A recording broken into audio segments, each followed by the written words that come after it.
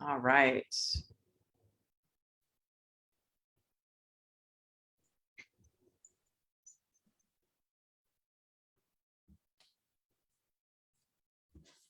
Okay. All right. Yep. We're live on Facebook. Yeah, so let's get going because we're getting. All right, let's do it. Well, welcome everyone. We are so glad to see everybody here this afternoon. We have some new faces, some people I haven't seen in a while, so I'm excited about that. And we're streaming live on Facebook.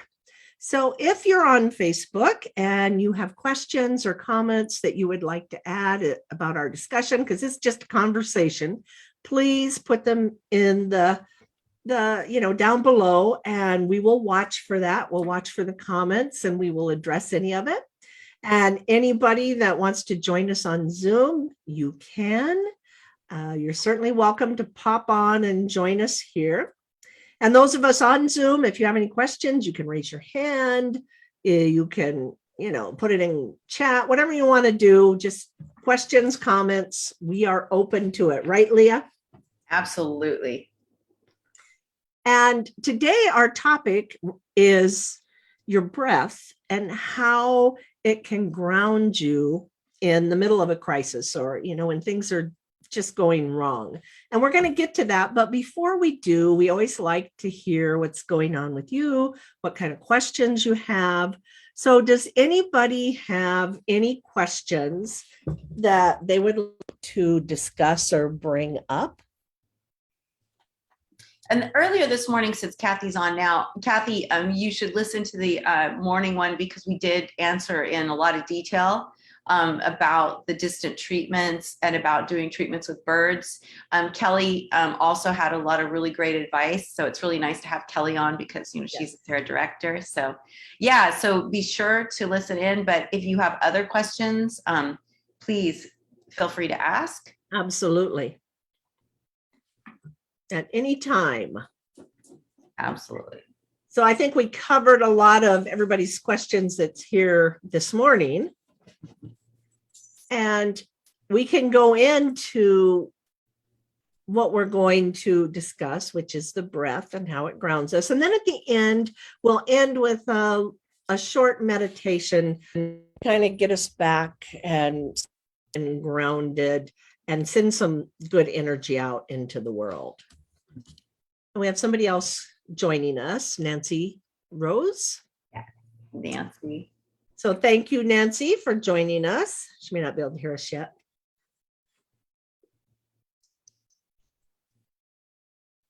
And that's okay. So anybody else, if you're watching live on Facebook and you want to join us, the link is in one of the posts and you can just hop on.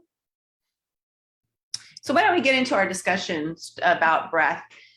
So we just wanted to let everybody know that you have a really powerful tool when it comes to grounding yourself, and not only when you're with animals, but really throughout your day.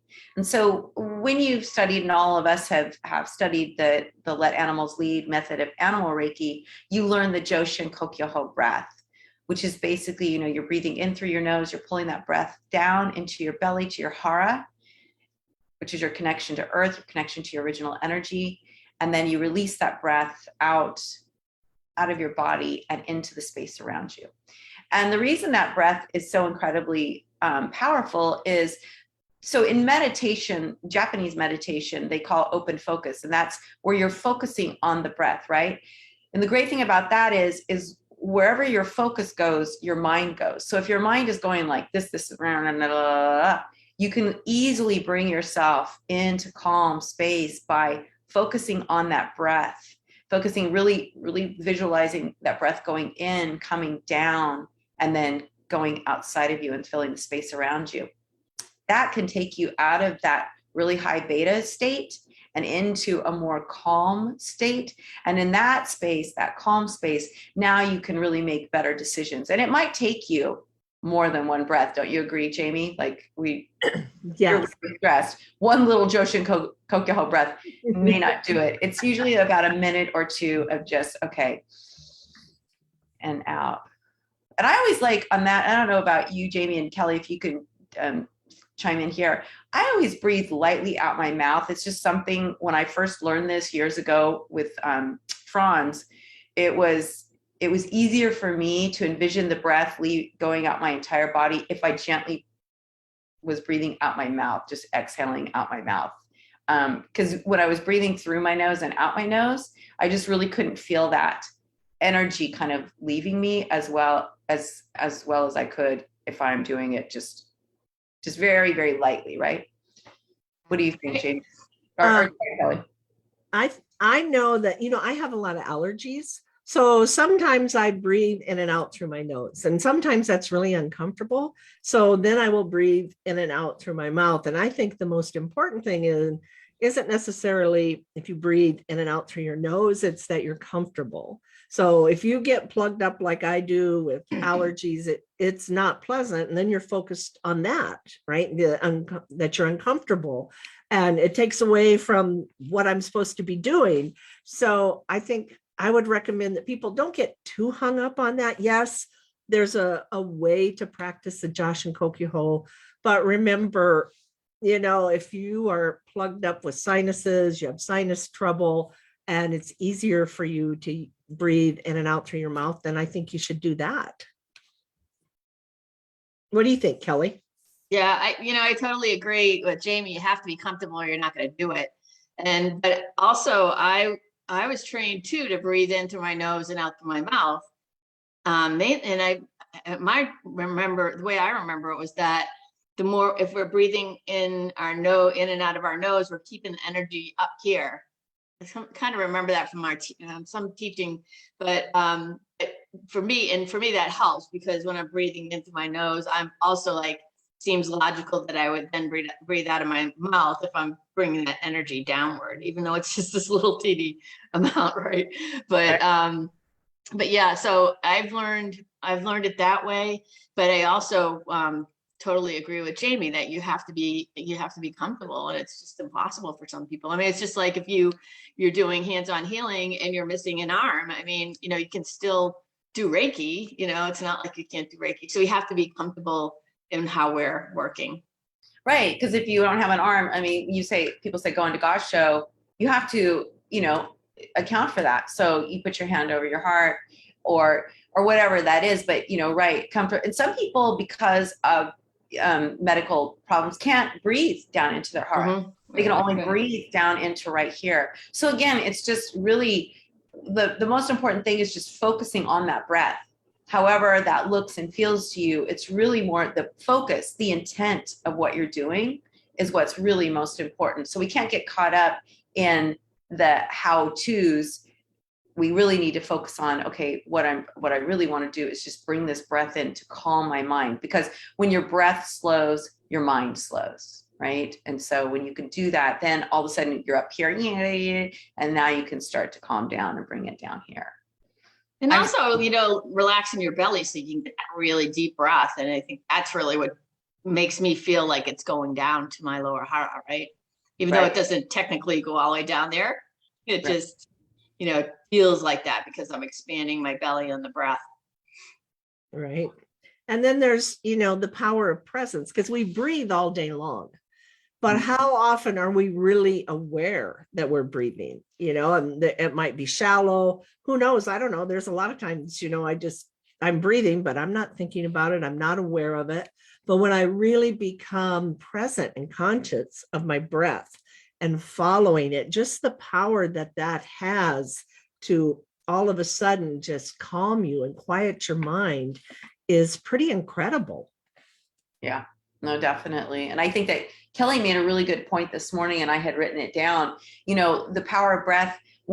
She was saying, when she goes into a presentation, right, Kelly, that use that breath just to give yourself that space of calm, or let's say you have a hard conversation that you have to have with someone, just giving yourself that space to calm down and just breathe. Yeah, Charlene, go ahead. I was just going to add, hi, everyone, that I've been using breathing, working with snakes, it just, I still have, just because snakes being snakes and they just make sudden moves. It's not like they're going to bite you or whatnot, but they're like letting you know that, okay, I see you, sort of thing. But for me, just because I'm still fairly new to working with all these different size snakes, is that when they do that, I jump, and that's what you don't want to do, because then that gets the fear going. And so it's like, okay, I'll jump back. It's like, I'm not going to try again. I'll close the drawer. I'll, stand back, take a couple deep breaths, and just refocus. It's like, okay, no, sometimes it'll take me 5 breaths, just depending on the nature. So it's just, it seems like I use it, multiple times throughout the day, just still getting used to working with all these snakes. So it's definitely very powerful. Yeah, I would think that would be, that's my natural tendency to get jumpy, to like, oh, like, like, especially like with cats, because I'm not used to cats, and cats scare me. I mean, I love cats, but they scare me because they can bite and they can scratch, and they're, I'm not as scared of dogs, for whatever reason. But I think because I've been bit and scratched more by cats. But that whole thing, like, as soon as they make a move, it's like, and that's wrong. So, but it's really hard because, you're trying to breathe, you're trying to be strong in that presence, but then they just kind of catch you off guard, and it's just practice, right? You have to practice, practice, practice. Jamie, can you put Darlene's hand down? Do you mind doing that? Yeah. So I love how you're using that, though, Darlene, with animals. And that's how, we all should be preparing when we go to sit with animals, whether it's our own or anyone else, is really just using that breath to just calm ourselves and ground ourselves. Because that's really what that breath does. We're connecting to our hara, which is our original energy, which gives us stability and strength, right? So we're tapping into that inner strength when we do that. And that's why I love that breath so much. It's really powerful. And I don't think that we use it enough. We learn it early on, like in level 1, but then it's easy to forget as you learn more cool things as you go on your little Reiki journey. And so it's easy to forget, like, hey, I'm stressed, I need to go back to that. Yeah. Even, like on the first day, there was this one poor snake that I kept chasing around, trying to catch her, to pick her up, and she was just really fast. And so it's like, I think it ended up, both of us were stressed out by after, it seemed like 5 minutes, but it probably wasn't that long. But it's like, okay, this is stupid. So I closed the drawer and I went and did something else just to get my mind off of that, and then came back to the breath. It's like, duh, that's all I need to do. It's like, you just forget the basics at times. So well, and that's why we make it a practice, right? Because if it's a practice, if you're doing it over and over and over, it becomes more. And I say that for myself too, because even though I teach it and everything, it's easy to not remember it, when you get in that thing. And so it's like, I just got to go back to this. Something that really beautiful about it too, when you've done it for a while, is that when you do it, it's just like coming home. I mean, there's real comfort in it for me, that because I know it's good for me, and I know what happens when I do that breath and how everything will settle down. And so it just is, a lot of times I find myself doing it for no reason, really, like just noticing that I'm breathing that way, because it's comforting. Absolutely. That's a good point. Absolutely. The more we do it, it's almost like our mind at first fights you because it doesn't want to quiet down, and it doesn't want this to happen. And it's like a little toddler, that's having a temper tantrum. And so you always have to quiet your mind. And then your mind's like, no, I don't want to do that. At least it is for me. And then it'll be like, once the breath comes, and it's like, oh, this is so nice. But it reminds me of putting a kid down for a nap that doesn't want their nap, Well, I don't know. Did you guys know how much you were just breathing into your upper chest all the time? I mean, I didn't recognize that until I started doing this practice. It was like, wow, I always have shallow breathing. And that made a huge difference. And plus it makes a difference for your health, because you're really getting the oxygen into your body and circulating and everything. But yeah, and when I talk to, when I teach this practice too, I always check in with my students, like, how are you breathing? Are you breathing like, because I just was so surprised, right? Just be like right here all the time, thinking I'm getting a good breath, but no. Yeah. Yeah, it's really interesting how once you start paying attention, that's such a good point that you realize, oh wow, I'm not even breathing. And I have to do that sometimes in the car. What I used to do years ago is pretend I was smoking, like pulling the breath in and then that's how I would get my oxygen. And then I learned quickly, so I don't have to do that anymore. So you just pretend. It is very relaxing, right? Because that's why people smoke, because you're breathing that in. But so if you fake it with air, it gives you that same thing, but you're just getting clean air, so it oxygenates you. I know. I like that. Whatever works, Leah. Whatever works. Yeah, right. I don't do that anymore. Just for funsies.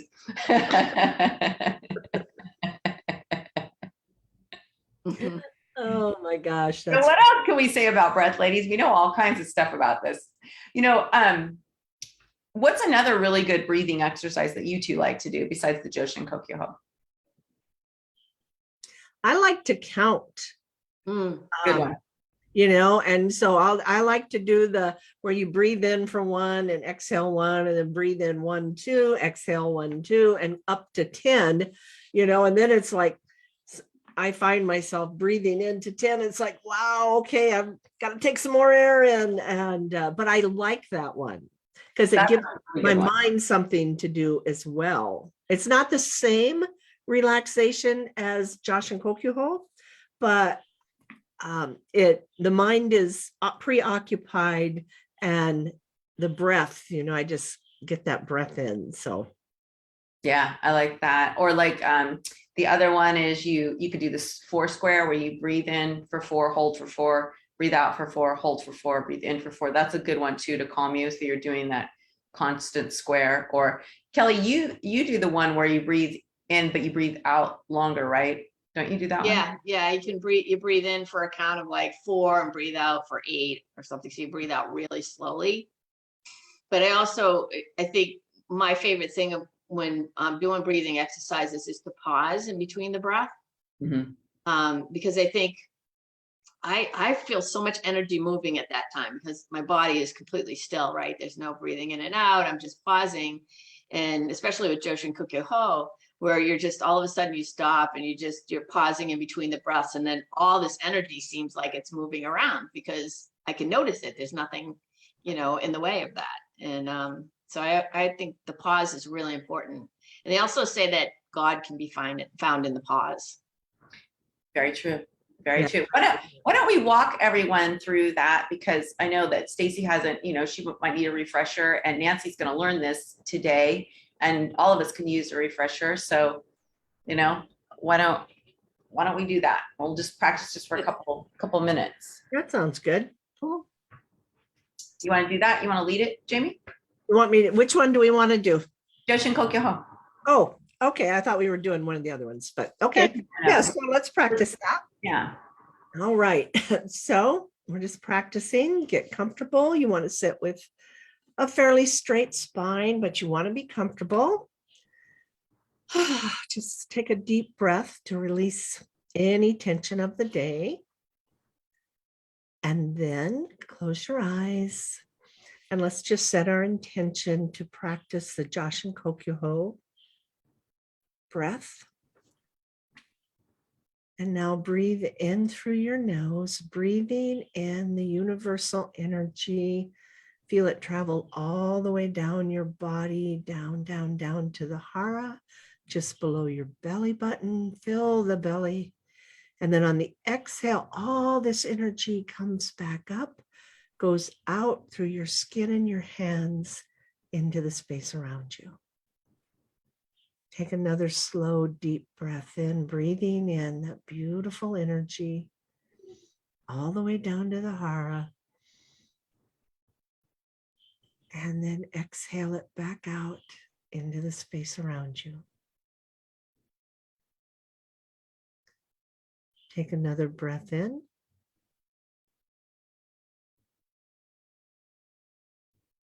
And exhale it back out.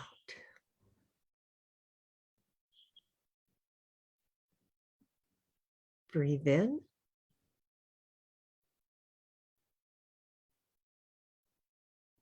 And exhale it out. And as every exhale, the space you're creating grows larger and larger. And then just breathe in. And exhale it back out into the room, your community, across the globe, and into the heavens. And just keep breathing in and out, taking slow, deep breaths in of that universal healing energy as it goes down your body to the hara. And then exhale all that energy back out into the space around you. Breathe in and breathe out.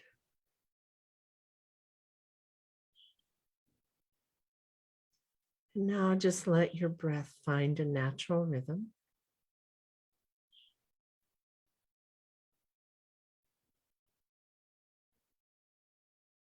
You should be feeling very relaxed and at peace.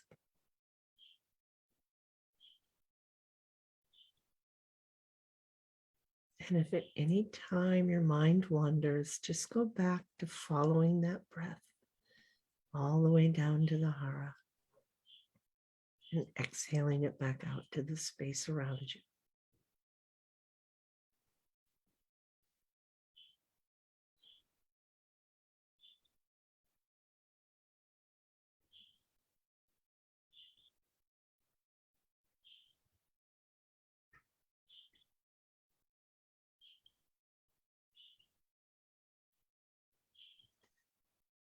And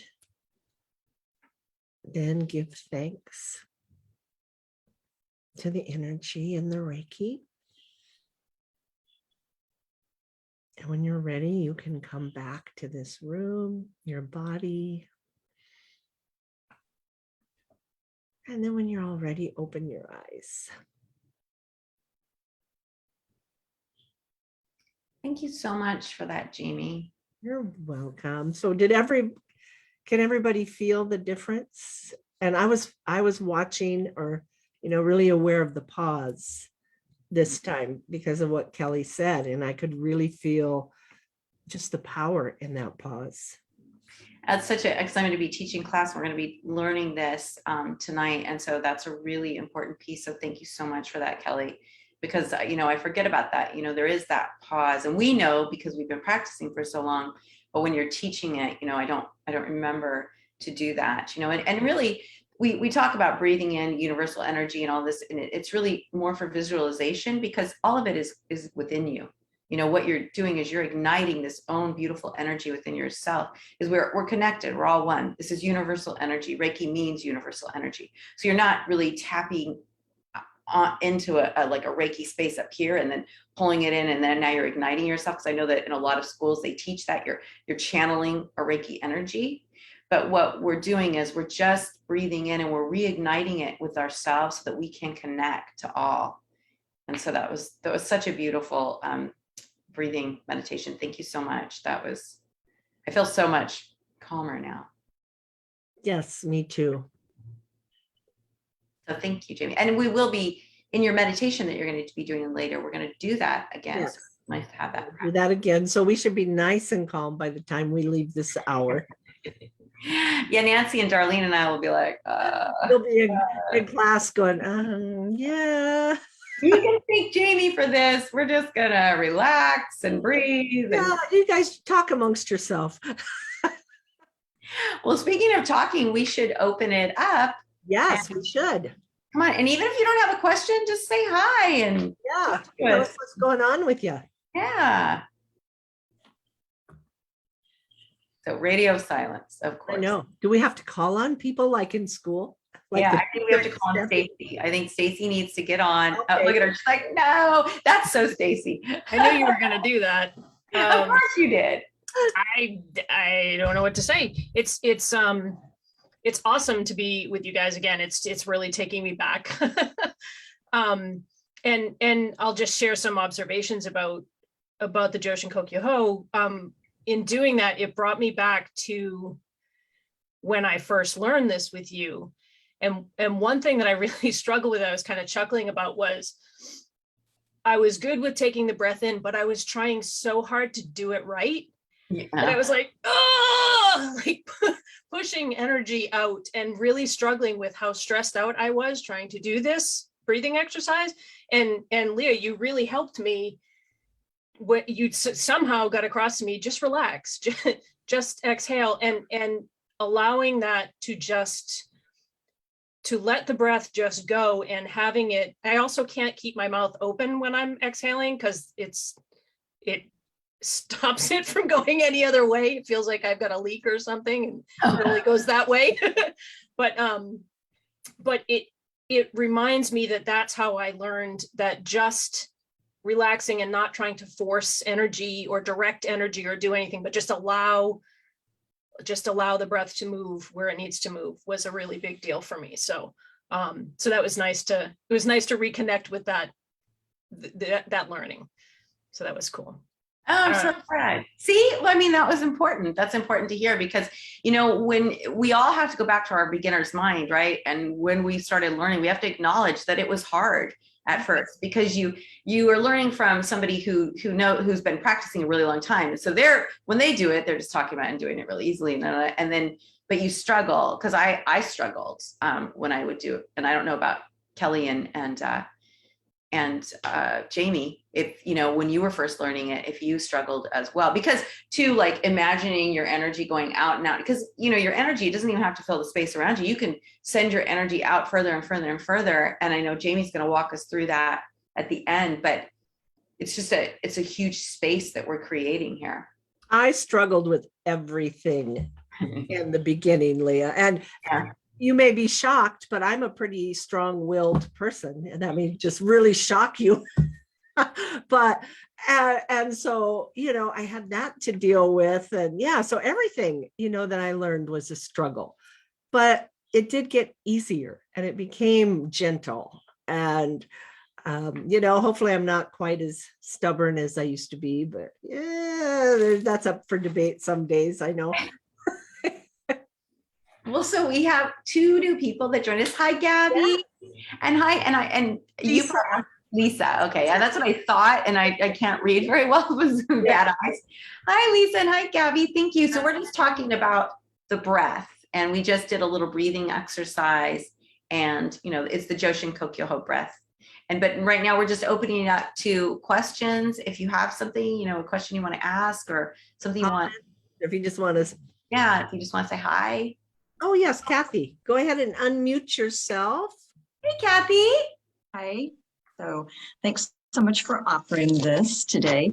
So I have a question regarding the philosophy of the breathing, in terms of, there are some breath practices that are more calming, like the one that Jamie led, or when you're breathing with a longer exhalation.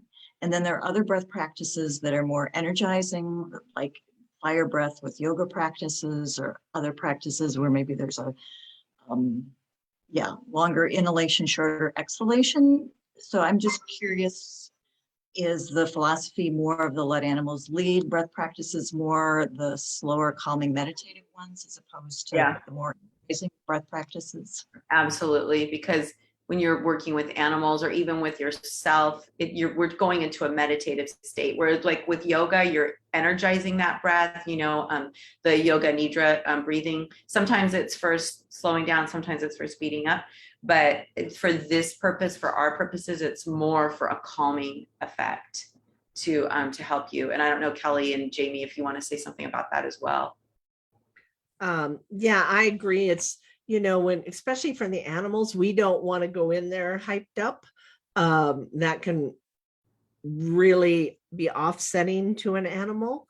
And, I couldn't dare, I have to really watch that in my house, because, we have some issues, and I have one that gets really excitable, and just had a behaviorist over here today. And she's like, oh, you're doing a great job because the house is so calm, and that's, if you don't have that calm breath, you probably will not get the reaction or acceptance that you want when you're working with animals. Absolutely. Yeah, I don't, I was just thinking about it, the different Reiki lineages, and I can't think of any that would use a breath that's, more active and more energizing. Because really that's kind of goes against what we're trying to do, is just be in a peaceful space. And, like Jamie said, definitely the animals are going to feel the difference. I would think of it more like a Zen space, because a Zen space is a calm space. And so we're like a Zen space, and really this is kind of what we're trying to do with our practice. We want to be really even, right? So there's not any really highs and not any real lows, that you're really even. So, there's that famous story about the farmer who had a farm with his son, and his horse ran away, and the neighbor comes running over and says, "Oh my God, that's so horrible. Now you're going to lose your farm." Blah, blah. And then the farmer says, "Perhaps." And then, he's being even. And then the next day the horse comes back with 3 other horses. "Oh my God, you're so lucky you have 3 horses." And the farmer again says, "Perhaps," right? And then his son breaks his leg.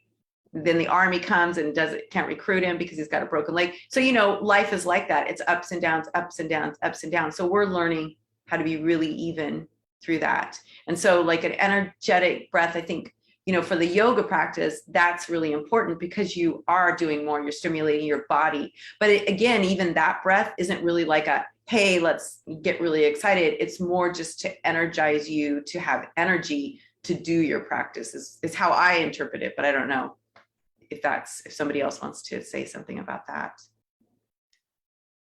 And if anybody wants to say anything, just unmute. Yeah, Gabby, I know you're if you have some experience with that, please share. We want to hear. This Oh, is no. I'm teaching yin yoga, and that is always a very calm breath in and out of your nose. So definitely. And I was I teach at the School for Extended Learning, and I offered for this semester in meditating with animals. And there were sadly not enough people to sign up, and then I canceled the class, and then 4 people said, "Oh, we wanted to sign up today." So hopefully next time I will have enough people and I can teach it, because I think it's wonderful. Oh yeah, definitely. That's exciting. Congratulations, Gabby. Yeah, I was a little like, oh man, couldn't you have done that like a day earlier? People waited until the last minute for my recent class that started last Wednesday. I literally filled the class up because, I really can't take more than, I can take 8, but 6 is really comfortable. And they filled up the last 2 days. I only had like 3 signups before that. So yeah, I think that it's hard for people to commit in this. I think so, yeah. Well, the current energy is plans get constantly changed. So you can't plan a trip, you can't plan things. And I think people are getting out of that habit of actually looking ahead and planning, because we've had constant disappointments. Yep, it could be. Yeah, but so hopefully next semester I can teach it. And I think actually the animals are always teaching us, because they can be so relaxed, just taking care of 2 right over there. And I don't know if you can see them. Oh yeah. Yes. That makes you quiet and meditative right when you look at them. Absolutely. I love that. And yeah, and that is what animals, that's such a great point, Gabby, because that is what animals bring to us. Like I know that Stacy's got her dog there and everything's really calm, but just that simple calm petting, just that is really relaxing and can help us. And it's why they use animals with autistic kids, because it helps to calm them, that just their calm energy. And so, yeah, thank you. Absolutely. Thank you for that question though, Kathy, because that's really important. It's something that, doesn't come up in class. We don't talk about the different types of breath and about, the reason why we keep our breath calm, that we want to really be in that state of Zen without all these ups and downs, right? Because that's what we're trying to avoid, is this, we're trying to make it more, and for me, it's probably more like this. It isn't, I wouldn't say I'm like this. I think everyone could attest to that. I'm Stacy, she's like,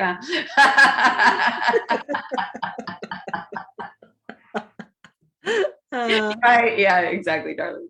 That's all right. That's all right. So Kathy, I'm very excited for you to listen to this morning's call, and I'm sorry you couldn't make it because we took a really deep dive into your questions. So that will go up. Why don't we let her know when that will go up? It is on Facebook, on the Facebook page. Okay, that's right. And then I'm going to be putting it on the YouTube channel later this afternoon. So, but you'll be able to see it now. Yeah. Thanks for answering the questions. I appreciate it. Oh yeah, no problem. They were great questions. So for those of you who didn't, and maybe you want to go check it out. So Kathy had some great questions about offering Reiki to birds, because not a lot of us do Reiki with birds, but thankfully we all had experience with that in some way. And so we all have different experiences, why it was a really great conversation. And then the other one was when you're offering a distant treatment and not having an attachment to the outcome, like what do you do if, how do you know that the animal took the Reiki, and what kind of signs? And we had a really good conversation about that. What if it doesn't look like what you think it should look like? Yeah, that was a very good conversation. It really was. So thank you so much for those questions, because those are important, because we all learn. And it's great too, because I know that Kelly and Jamie and we get reminded about experiences that we had and why we do certain things. Because, when you do it for as long as we have, and you've done all these things, sometimes you just take it for granted. You start to lose that beginner's mind. You just forget that other people, when you first start out, it's really hard. And we all were there. We all remember that. And then even now, we all agreed, for me, it's 14 years later. For Kelly, I mean, gosh, it's like 17, 18 years later, that we all get attached to that outcome in some way. Because when they do respond, you're like, yay! And then when they don't, you're like, really? They didn't? Are you sure? I'm pretty powerful. I don't. Especially if, you're like having a client for the first time. It's like, oh my gosh, what if they don't respond? And what if the people don't see it? And come on, guys, you can do this for me, and it's like, you got to show that it actually works. I remember when I was at the Silicon Valley Humane Society, and one of the trainers, God love her, she was like, oh, I love what you're doing. Let's have you sit with me with a client. And they had this really crazy dog, and I had to sit in the corner and meditate. I'm just like, oh my God, this dog is not going to calm down. This dog doesn't know me. This dog is not going to. Thankfully, he did calm down some, but the people were kind of like, whatever. But you just have to go through those really hard times to just build up your skin and know. And I know Gabby's got a ton of experience with this, because Gabby dog sits or pet sits, and she does Reiki as part of that. And so she, I don't know if you want to say something about that, Gabby, because you have a lot of experience. Well, I just had a very anxious dog last week. And so I sent 2 videos out to the client. And so the dog was totally like hyperventilating, almost getting off the bed, on the bed, off the bed, on the bed, like that almost. And then the next day, totally quiet. And so she called me back later, and I said, so what do you think? And she said, wanted to play with the ball. I said, did you have the volume on? And she didn't. I mean, that was really funny, because you could just hear it in the agitation in the animals. So it's good to basically go the whole circle and talk to the client about it, and give them some hints also what they can be looking for. Yeah, we actually created a form in Sarah that is what the client should expect. So it's for you to give to your client, and then what the practitioner should expect. But I know Kathy, hers was that the client said she felt the animal got something, but the reactions weren't, what you might expect, like the yawning and the sleeping. But Kelly made an excellent point, and I think we might as well just say it here. Kelly, why don't you share what sleeping and yawning is after we've taken our training? Yeah, so we took the fear-free course training, And part of the one of the things they talked about in shelters is that cats can oftentimes pretend to be sleeping as a protection, you know, because they're so petrified. So they just pretend they're sleeping. And then dogs, and also, you know, they can yawn, which isn't always a relaxation thing, but can also be stress related. So that was a surprise to me because I kind of thought, oh, that's good. No, Because that but, yawning, you know, when it's like with the dog, you take into account, well, both animals actually you take into account body language as well. So it's not just about, you know, the yawn or the sleeping. It's like, what's their body look like? And they, you know, when their ears, where are their tails, that kind of thing. and we all agreed that, you know, like even eating is a calming thing, a happy thing. And we should talk about that a little bit, about the, you know, the happiness factor, because this morning we covered that. You know, we think of Reiki as this very serious, I'm going in there, being really serious. This is a very serious situation. And really, it's happy. We want the animals to feel happy. But how can they match our energy when our energy is very like this? You know, we're all so serious. But really, it's joy. I'm so happy to be here. That energy alone creates a shift. That energy by itself creates a huge shift. I am so grateful to be here with you. Like, how would you feel if someone came into your home and was a stranger and said, oh my gosh, I love being here with you. Your energy, everything about you, I just love it. And it would make you feel so at ease with that person, because you could feel they truly want to be with you, and they see you, and they're listening to you, right? And so all of that is huge. Now, when you combine that with your energy, it's like, how can you go wrong? Right. No, I think too, it's funny because we go into it, especially in the beginning, as, you know, we know it's an honor and we know it's a privilege. And so we take, that's, I think, one of the reasons why we do take it. So we get into that serious mode because we know how important it is. And then there is room for joy in that though. So, you know, you have to remember to bring that in. But we also can be so tense about, you know, is this going to work? Is this not going to work? And, you know, that whole thing too, that comes in. So yeah, I think that's a lot of where it comes from. It's just that, like, I don't want to mess up. This is one, I want to do the right thing. I don't want to upset the animal. I want to, you know, I want the session to go well, whatever it is, but we put that pressure on ourselves. But there also is that desire to, you know, to bring, you know, the honoring and the gratitude in, but then not seeing like we can do that with joy. Right. Yes, very true. And I think, you know, in our society as well, when we think of being calm or, you know, doing something like this, that is serious. We don't see that as a fun activity. It's like, how do we judge what's fun? Oh, you know, around here, it's like going to the hockey games, going to the football games, out running around, being out there and active. And that's what a lot of people just associate as fun. You know, and they don't realize that you can be calm, you can be quiet, and you can have a great deal of joy just noticing, you know, all the beautiful things around you and how the animals are goofy. And, you know, this morning I told the story of the emus and how, you know, they were just going around us and doing this thing, and we just started laughing so hard in the middle of the Reiki class.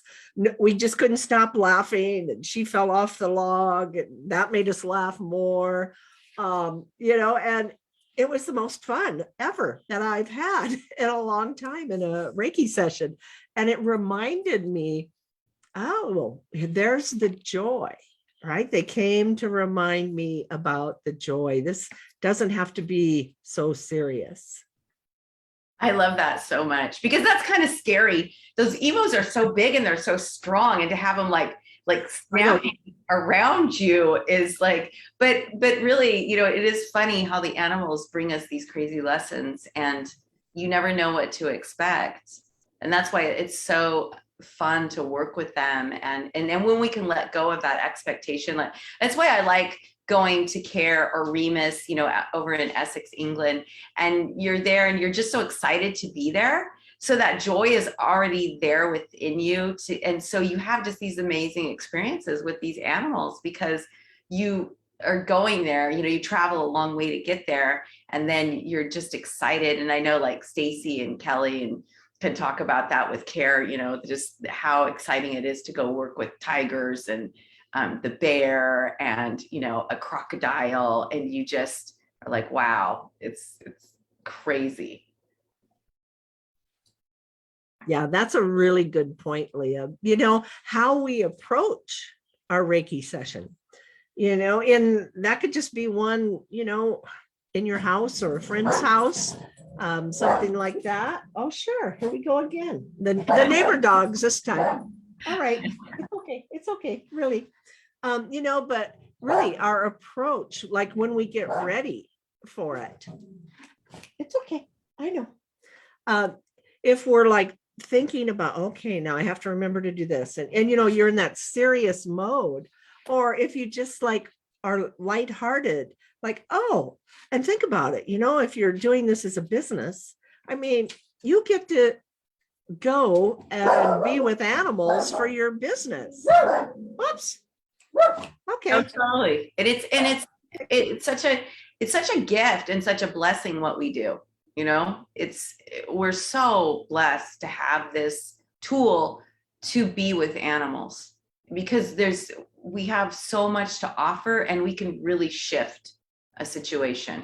And I just love that. And I know for Kelly's brought on so many shelters to the Shelter Animal Reiki Association. And I know for you, like just going into the shelter, I mean, it must give you a lot of joy because you have many different shelters you support. Yeah, I love going. My favorite one, though, of course, is the Little Red Barn Farm because that sanctuary up there. The goats, the goats just do it for me. Little Sprout and all her little clowns that she runs around with. They're just so funny, watching them interact and how they are with each other. And Sprout was so sick for the longest time, and now she's like got her own herd. Like everybody follows her down the hill. It's sheep as well. She's just always photo bombing pictures and stuff. And they just have such personalities. So we can like focus on that. I had a horse one time that just kept untying my shoes every time I'd go over.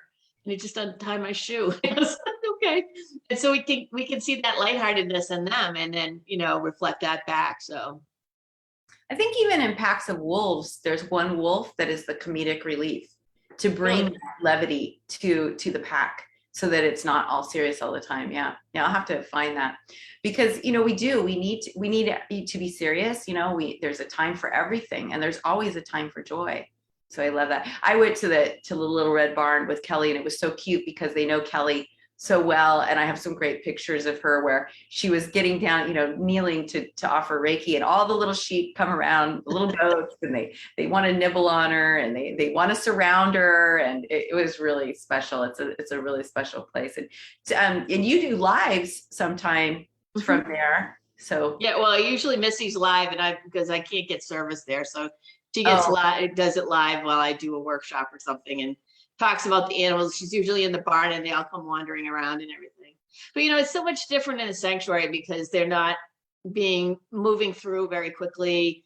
Going into the shelter, it's beautiful and I love it. But a lot of times I don't see the same animals, or I see the same animal over and over, but they're not as happy as, these guys, at the sanctuaries, of course, are living out their lives and they're comfortable and they, that's where their new home is. And so it's a different feel to it.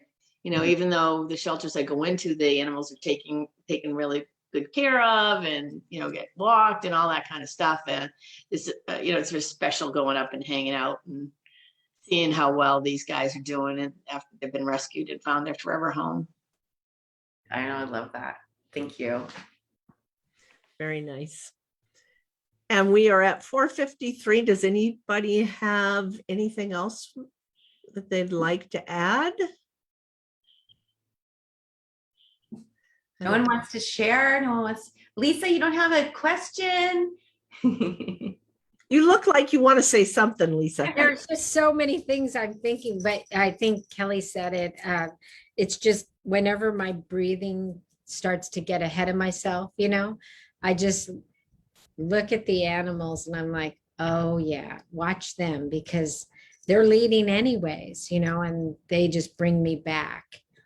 Sometimes I get excited. I want to do it, in the beginning it was like I wanted to do it right, like they're not going to respond to that. They're like, could you just leave? I'm like, okay, let me check myself. I'll let you know. Yeah. I love that because you're right. We just say let animals lead and they show us how to breathe. Yeah. Yeah. And the more, I know seeing through their eyes, that's all that really needs to be said for me. It's like, if I get ahead of myself, just look through their eyes and it all calms. Mhm. Yes. Absolutely. Yeah. I Thank think they would rather have us just show up and be real than worry about if we're doing it right. Yes. Yeah. Yeah. And I had said to a bunch of horses months ago, I'm like, listen, it's me, not you. So I love that. I love that so much. I didn't feel that. I'll give you credit. I saw them look at me like with that big eye, like, okay. Like a breakup story. Right. They're like, Nice. we got you. Oh my God, that's so great. Yeah. Thank you for that. You're Yeah. welcome. That's why we do these, because we can learn so much. All of us can. Yeah. So it's 4:55. We better start our Well, yes, meditation. meditation is Nancy and Darlene and I have to go. yes, you have to get out of there. So let's go into Gasso. Let's set our intention to practice the Gasso breath. Or Gasso, the Josh and Kokyo breath. I'm already there. I'm already gone, guys. And let's dedicate the energy we create to all the animals and people and plants. And let's begin by taking a slow, deep breath in through our nose, feeling our breath go all the way down to our belly, the hara. And then as we exhale, that breath comes back up and goes out through our skin and our hands into the space around us. And just imagine this breath is energy, which it is, and breathe in that beautiful energy all the way down to the belly. And then exhale it out into the space around you. Take another breath in, breathing in the beautiful energy, following your breath, filling the belly, and then exhale it back out into the space around you. And just breathe in and exhale out. Breathe in and exhale out. Notice the pause. Breathe in and exhale out.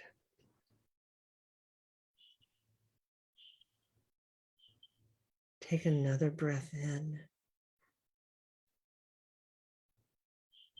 And then exhale and notice how the space is growing larger and larger with every breath. It fills the room, your city, your state, the country, the entire globe, and up to the heavens. Just continue breathing in and out on your own.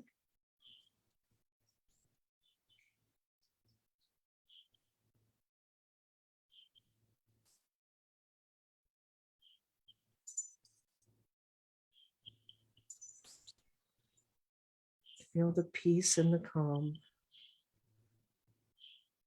and the pause. And now,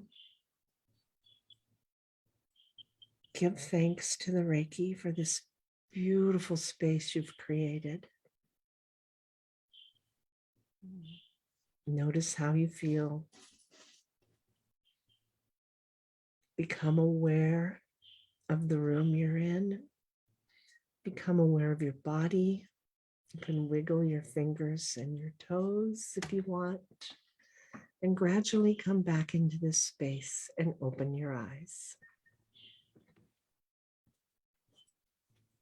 Thank you so much, Jamie. We have to go because we've got to find.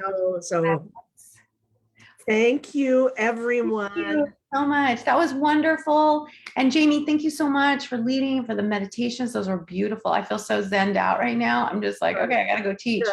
And Thank for you, everyone. It was great. Thanks, Jamie. Thanks, Leah. Yes, Thanks, you're everyone. we do this at 10 o'clock and at 4 o'clock Every Pacific Wednesday. every Wednesday. So we hope to see you again. Thanks, Melissa. Bye. Bye. Bye, Kathy. Bye, Stacy.